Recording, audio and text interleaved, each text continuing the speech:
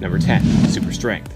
This one is definitely pretty well known, but hey, maybe some people didn't know, so that's why it's on the list. Luke Cage's super strength is one of his coolest powers.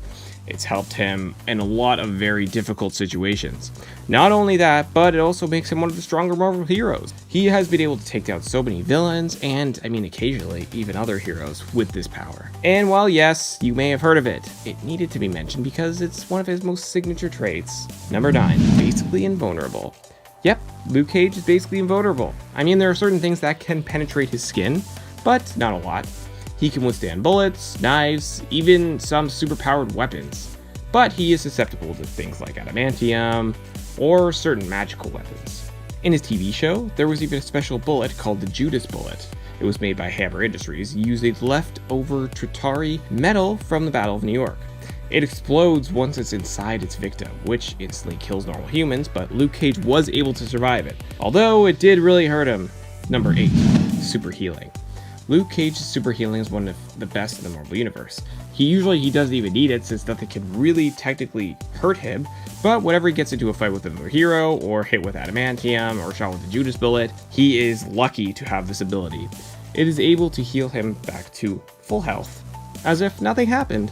It doesn't happen instantly, but way faster than that of an average human. Number 7, Bronze Tiger. Now the Amalgam universe has some mashups that people will never forget. I mean, here on this channel, we won't let you forget about Darkclaw, ever, even if you wanted to. But not every Amalgam was one that people felt was spot on, and some felt a little thrown together. Case in point, Bronze Tiger. So Bronze Tiger was a combination of Black Panther and Bronze Tiger, just full on having the name of one of them, not even like a Black Tiger or something like that. Also, Bronze Tiger started off as a villain, then transitioned into anti-hero, so he seems a bit of an odd matchup. The history is very brief and seems far more T'Challa, only now the name is Ben'Challa.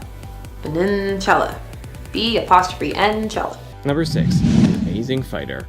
This one is not so much a power, but ability, so I just wanted to clarify that right now because it'll probably be mentioned in the comments. But back to my main point, Luke is an insanely skilled fighter. While he was growing up, he constantly taught himself how to fight, and later on he trained with one of Marvel's most skilled martial artists, Danny Rand, aka the Iron Fist. So with all of that, he is truly someone you would not want to get in a fight with.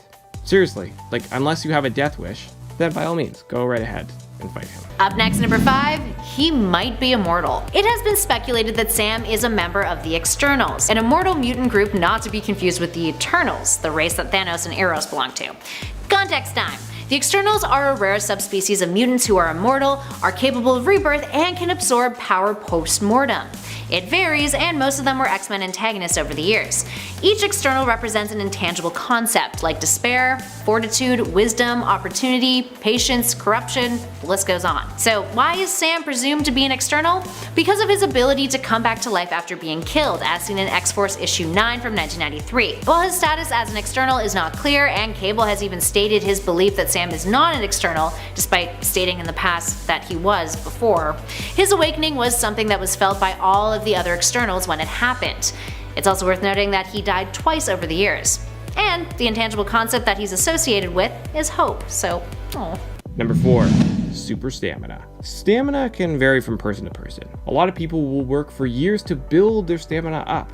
So if they're, if they are a runner, or maybe they're just lifting weights, or maybe they're just some sort of any type of physical activity, they can last a lot longer. Luke Cage has amazing stamina. He was a strong guy even before he got his powers, but when he got them, everything was amplified. So he could literally fight for just a really long time, and he will never get tired.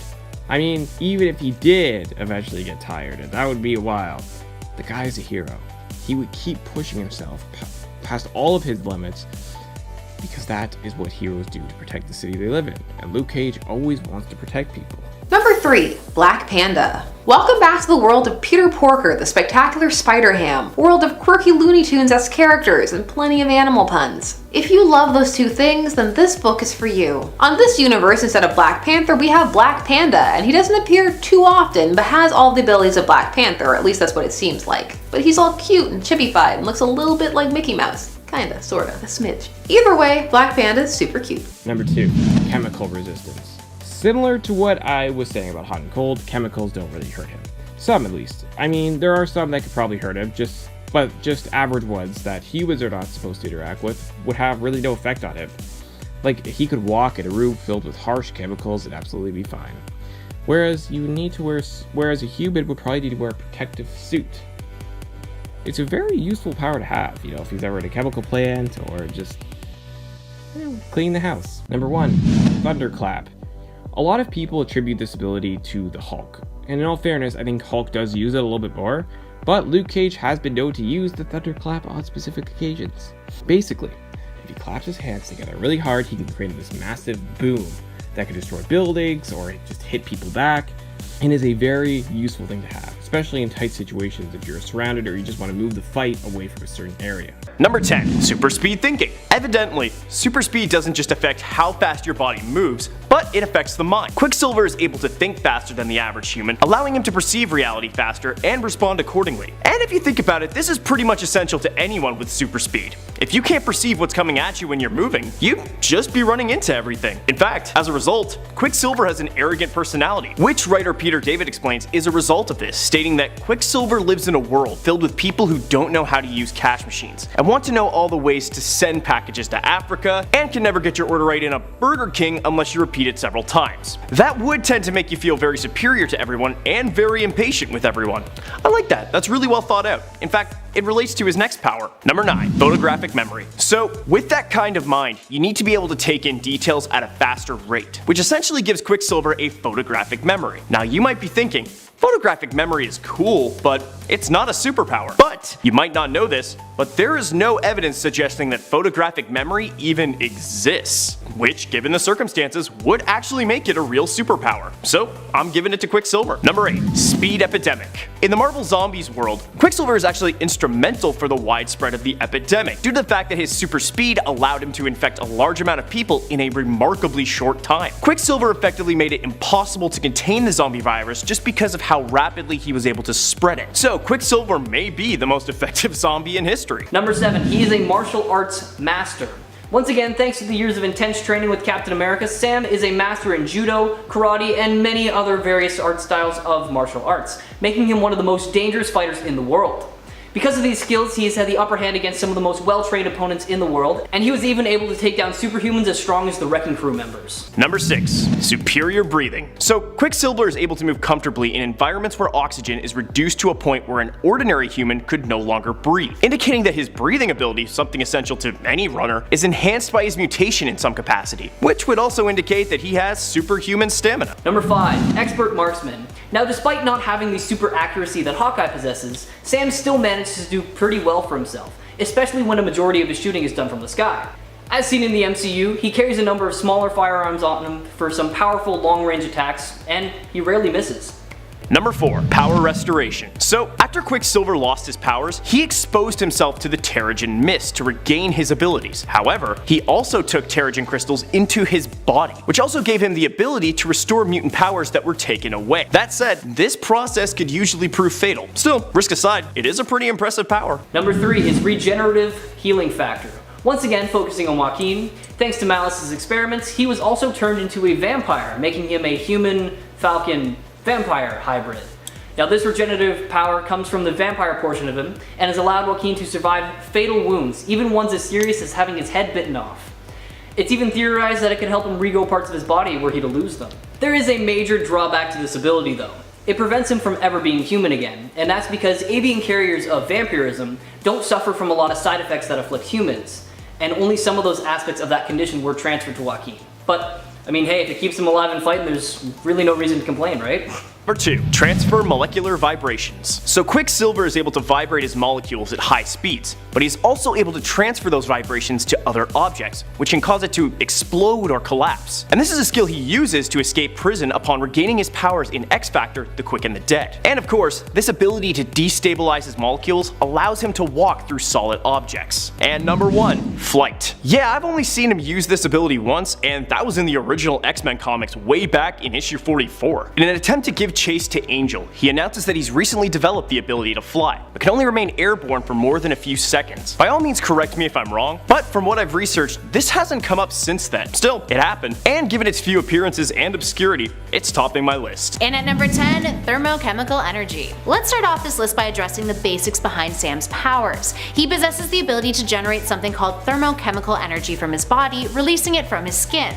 This is energy that allows for the mutant to thrust himself and propel his body through the air, not dissimilar to a rocket. In the early days, he was only able to emit this energy from his feet and his legs, but nowadays his skills have improved tenfold, and he can release this energy from any part of his body, but we'll dive into more of that a bit later on. And at number 9, superhuman durability. This one is kind of a given when your mutant power is literally flinging yourself through the air at dangerously fast speeds. When using his powers, Sam's durability increases significantly, all thanks to the energy field that forms around his body.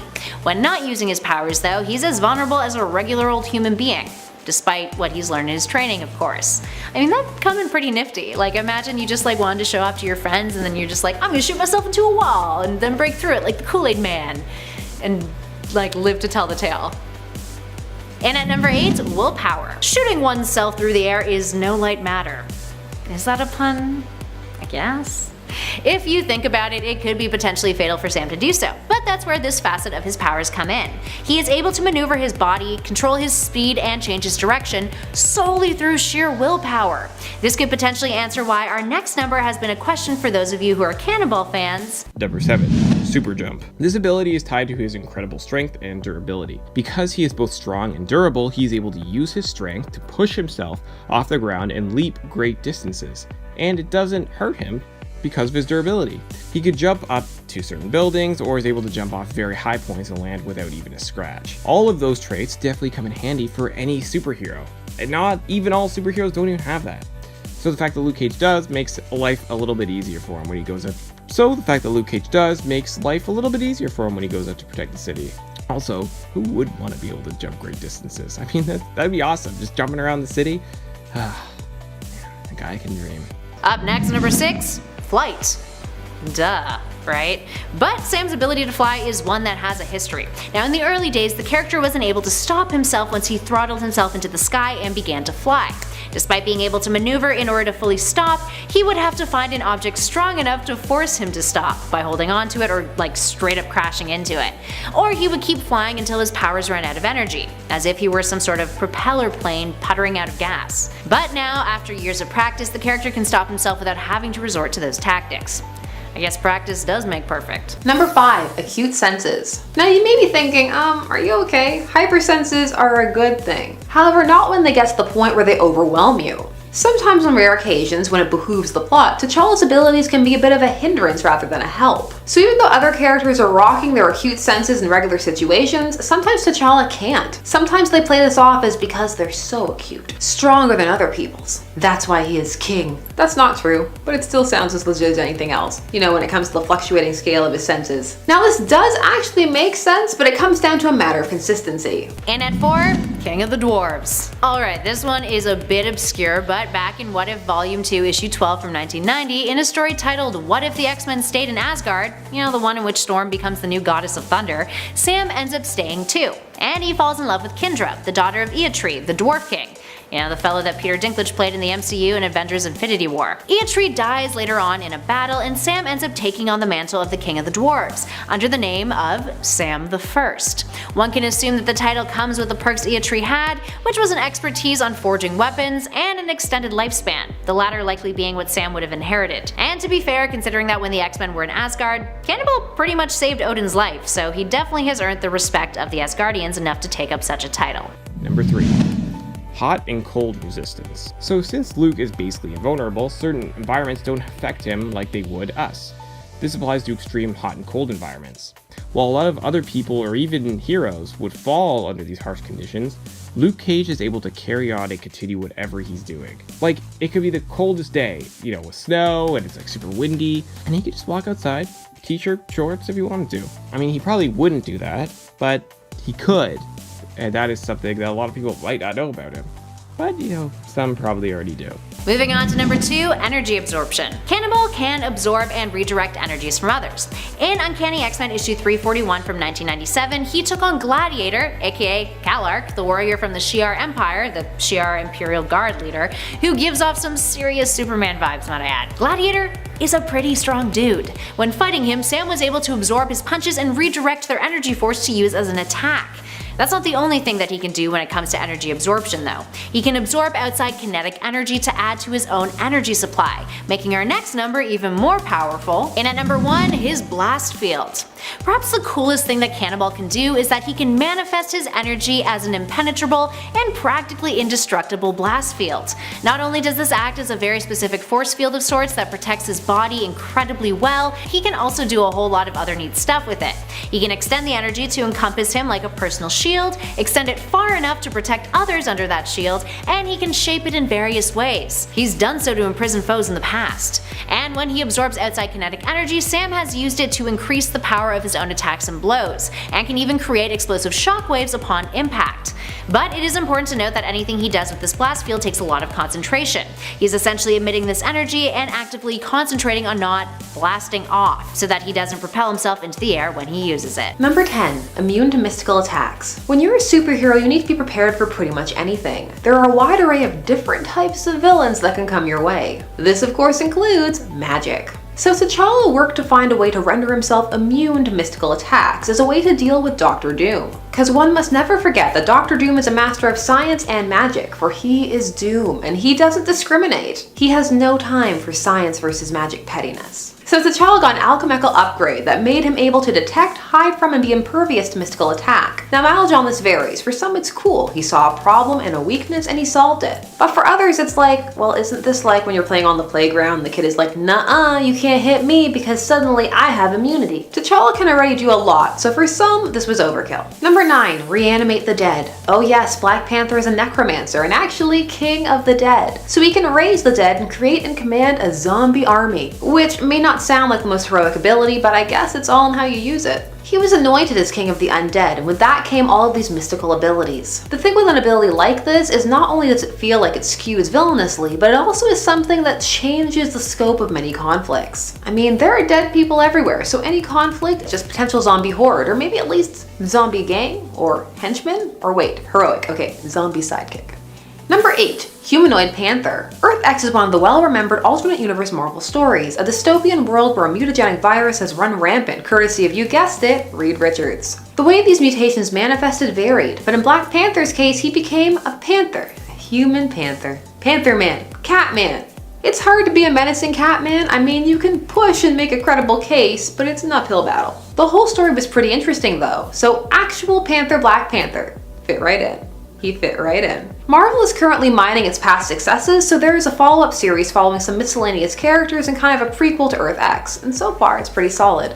In at number 7, his power levels vary. Over the years, Sam's powers have varied wildly. As we mentioned earlier, in the beginning, Sam was only capable of emitting thermochemical energy from his legs and feet. And while his ability to manipulate his blast fields are pretty consistent, more on those later, the full range of his powers have been speculated. At his peak, we've seen him plummet to the ground from a high altitude and completely devastate several city blocks. He's also faced foes that are considered quite strong in the Marvel universe. One thing is for sure though, when he applies thrust to his powers, there is a significant hike in what he can do, like increase his strength enough to lift over a ton of weight. Number 6. MANCAVERSE. So on Earth X, T'Challa was a literal Panther Man. In the MANCAVERSE, oh, it's so much better. So he's a dude with a pet panther who can summon spirits, and when he does so, him and his panther combine into Black Panther. Again, a Panther Man, but this time a dude literally fused with the cat. He could also become the Falcon, because why not? Summoning spirits and animal transfiguration. Practically the same thing. I can't think about any of this without thinking about Manimal. Number 5. Enhanced Speed. This power is not one that immediately comes to mind when you think of Luke Cage, but he does technically have it. Because of his strength, he's able to push his body a lot farther than the average human. Now, he's not as fast as people with super speed, but he would still be near the top of the list. Plus, he can run through things and it would not really hurt him.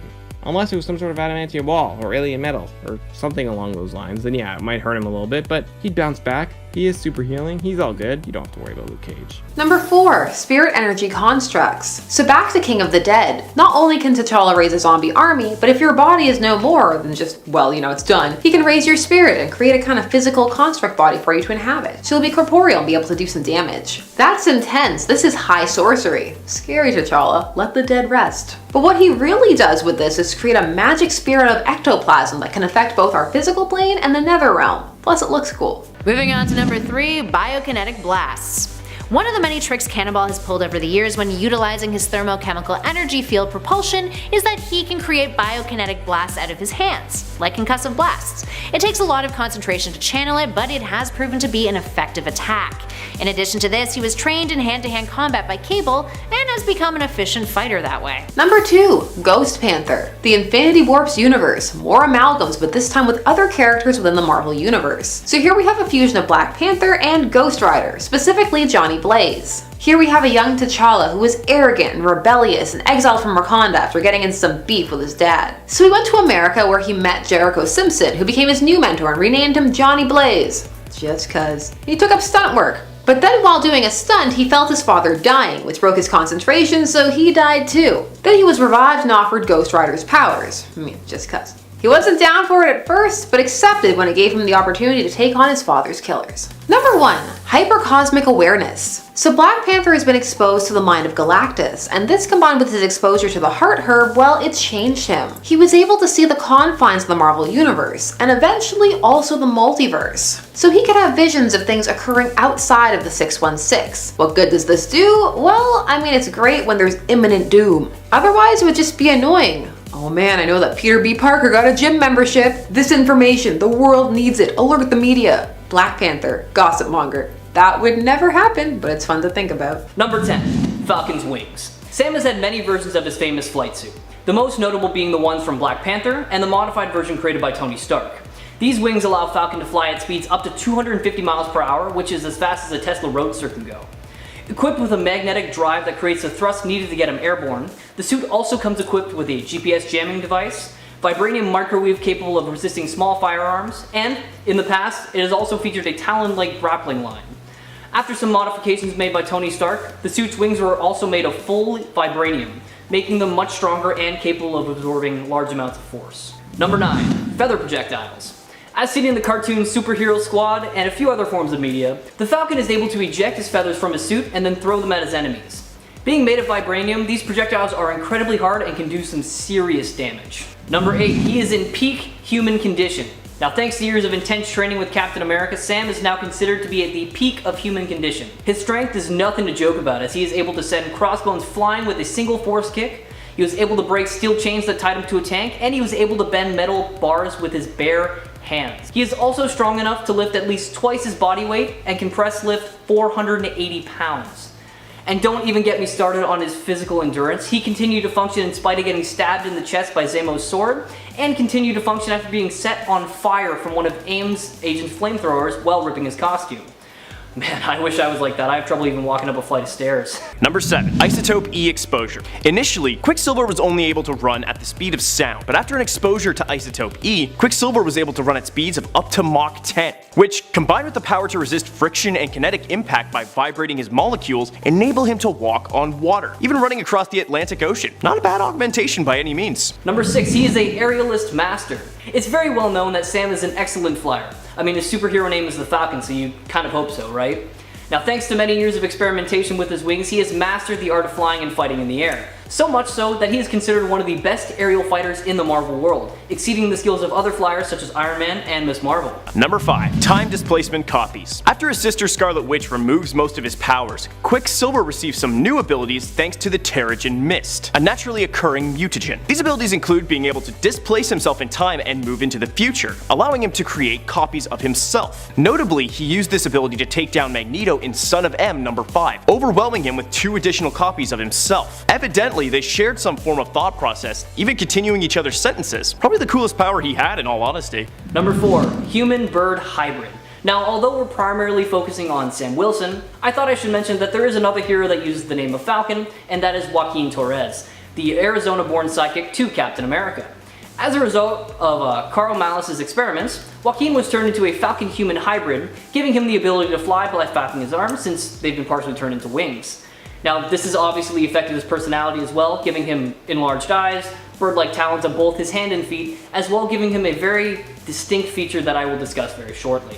Number 3. Navigation via vibrations. Another advantage of Quicksilver's abilities is that he's able to detect vibrational patterns in his environment, effectively enabling him to be his own compass. This skill is particularly advantageous when in open areas and allows him to maintain orientation while traveling at high speed. Nothing too special to say about that, but a very useful ability.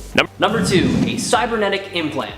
Now back to Sam. In his brain, he has an implant that enhances his ability to see what birds see, and I will talk on that more next. And that allows him to transmit what he sees into a data storage unit that converts those visuals into images and videos. Now this is great for some stealthy surveillance and espionage type missions, as it allows for the other members of his team to know exactly what they're going up against ahead of time. And number 1, avian telepathy. Now in my opinion, this is the coolest power that Sam has, and that's why I put it at number 1. Thanks to the Red Skull and the Cosmic Cube, Sam was given the ability to telepathically link with birds. This ability is strongest with his companion Redwing, but he's also able to extend it to other birds, allowing him to see the world through their eyes, and it also allows him to control the bird that he's connected to.